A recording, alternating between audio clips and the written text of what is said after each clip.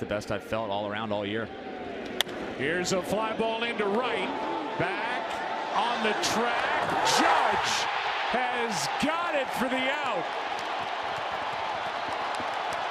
And that big 6'7" body slammed into the wall and right, and he was able to hang on.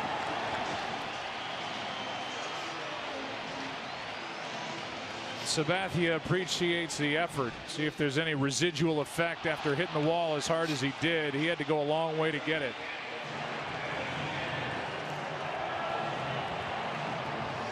Surprised the grounds crew's not coming out to check on the wall. I don't know what got hurt worse, the wall or him.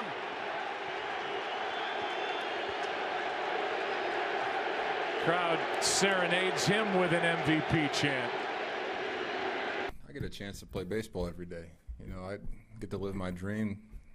So, you know, you got to take the ups with the downs. You know, you can't have all the good. You know, I can't come out here and hit 1,000, you know, even though I'd want to. But it's baseball. You know, I got to enjoy the good times and the bad times. And, you know, that's what I kind of picked up and learned from my teammates. You know, they've always supported me all year, you know, through the good times and bad times. And, you know, like I said, I get the chance to play in the ALCS with the New York Yankees. It's a dream come true. That was just a great play. You know, off the bat, you know, here with the short right field, I didn't know what the result was going to be, but for him to go up and, you know, go all out and make that catch was unbelievable. Paul Severino, Carlos Pena, and Cliff Floyd. So, again, Aaron Judge did hit a home run, but another thing that's going to get some of the headlines is the catch that he made in right field. Now, because we have a little bit of ivy and a short wall over there we're not going to to signify Wrigley, we're going to pretend that this is the right field wall. But walk me through this.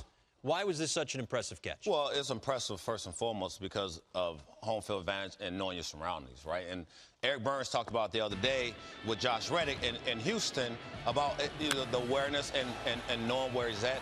And this is in Houston with Aaron Judge. You see how uncomfortable he is? Now, he's been out there. He's taken some, you know, some reps in batting practice and all that. But tonight, he had no concerns of that wall. He knew exactly where it was. He went up there, he ran into it, and he probably should have checked the wall as opposed to checking him. he actually ran to that thing shook a little bit. But when you understand where you are, and it starts in batting practice, starts in spring training, and all those things, you're aware of your surroundings. You get out there, you take. Rusty Kuntz was outstanding, first base coach for the Orioles, outfield guy. He used to tell you, look, know where you are, because every ballpark you go to is going to be different. So obviously with Aaron Judge and his home field, he knows exactly where he's at. But in Houston, you don't get enough time, right? In batting practice, take a few, you make some throws, and you go in. When it happens in the game, it's happening fast. So tonight, he just ran. He knew exactly where he was. He knew where the wall was. And boom, when he caught the ball, boom. Yeah, you're going to slam into the wall, but you can slam to it totally different. You can sort of take care of your body. He got up a little shaken up, but he knew where it was. And I think that's the most important thing when you watch these plays and how they happen.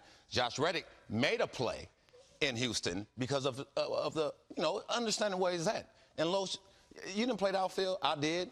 Every park I went to, I made sure I went down the line. When I was in Boston, I made sure I paid attention to the wall, how the cameras going to come when the ball hits and all those things. And what it does is it gives you a sense of relief, right, when you're out there, because when it happens during the game, you want to know exactly, it's just muscle memory. It goes right back to, okay, I can go down the line, get this ball. It's going to kick out of this corner possibly, but if it kicks this way, guess what? I'm going over here. If I know it kicks that way, I'm going to go over here.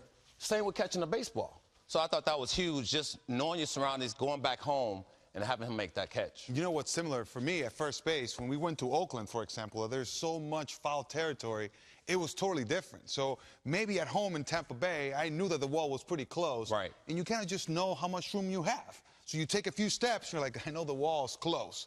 But in Oakland, you have to go out there and say, wait a second, I have a lot more room, so you can be more aggressive and get it. So it's very important to get your reps in practice, but it's true, you do not get enough reps out there during BP.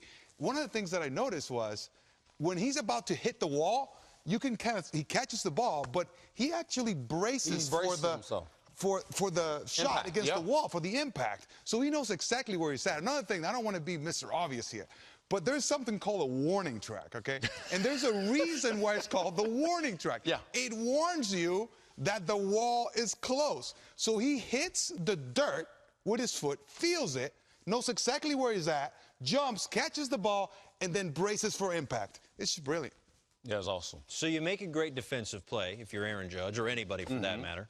How much does that help your offense? Well, If you're like Aaron Judge, you've been scuffing a little bit at the plate. It helps you a lot because, you know, you take something good home every night. That's what I was taught, right? You want to go to the park, and obviously you want to be productive at the plate. But if you're not, you know what? You can go on the base path. You can do something special there, right? You can make a great play. And all those things just help you at some point sleep better at night. Because when you come back tomorrow, there's another game tomorrow, another game after that, and you just want to be in that good frame of mind. So when I say one-dimensional for some guys, don't forget you play defense. It can help you get back, you know, in that box and do something positive. No, it's great that you alluded to that immediately, because how many times in your career you made a great play on the field, and then you get up to bat and you get a big hit? It happened many times to me. I'm pretty sure many players can say exactly the same thing. It really helps if you know how to disconnect both of your performance. If you're not doing so well at the plate, you have to come out and play defense, because if you make a good play, it could just lock you in back at the plate. It's unbelievable how things work. Your mind is a funny thing, and confidence is incredibly important.